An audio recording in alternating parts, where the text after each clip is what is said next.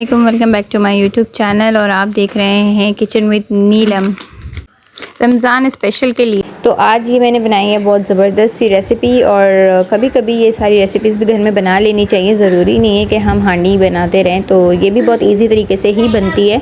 तो चलें स्टार्ट करते हैं रेसिपी को। और इसको मैं आपको बताऊंगी कि किस स्टेज में और किस टाइम जो है ना क्या आप उसको बैग में ज़िप-लॉक बैग में आप इसको रख के और फ्रीज़ कर सकते हो। और रमज़ानों में भी ये जो है ना क्या मैं आप फ़ौरी निकाल के और आप फ्राई कर।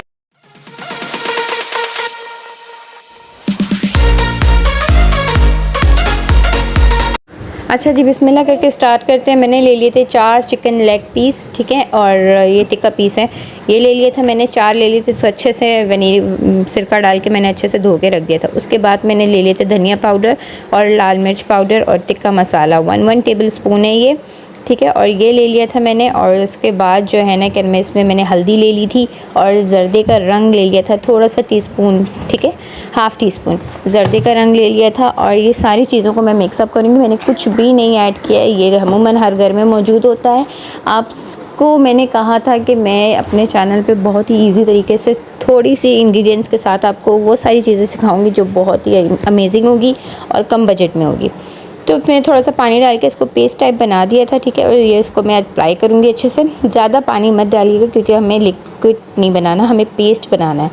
तो इसको अच्छे से हम अप्लाई कर लेंगे। सारा अप्लाई करने के बाद आधे घंटे के लिए मैंने इसे रख लिया था।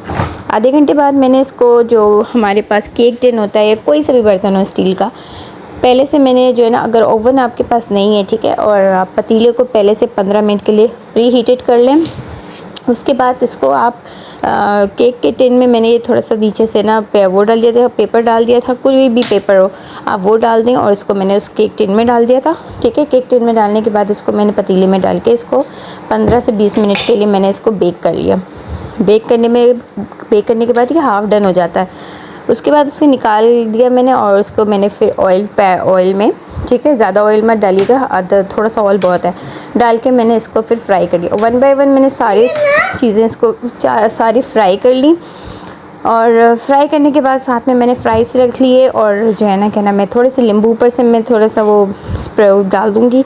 और चाट मसाला आप चाहें तो वो भी आप डाल सकते हैं और इन्जॉय करें। आई होप आपको मेरी ये रेसिपी अच्छी लगी होगी।